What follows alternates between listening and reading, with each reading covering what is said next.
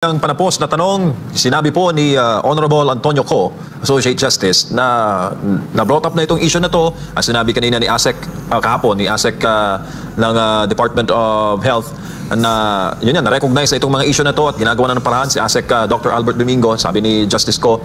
Therefore, if the current administration recognized that therefore, they should bring back the money to PhilHealth, yung 60 billion. Gaano kalaking pag-asa ang dala nito, sir, sa mga kababayan natin na hikaw sa buhay at nangangailangan po ng tulong medikal?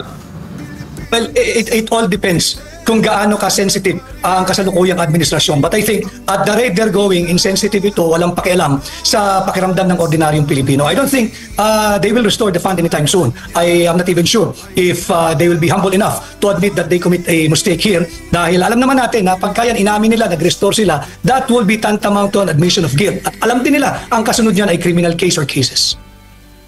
Attorney, maraming salamat po sa inyong oras at panahon ngayong gabi. Sa ulitin po, ingat po kayo.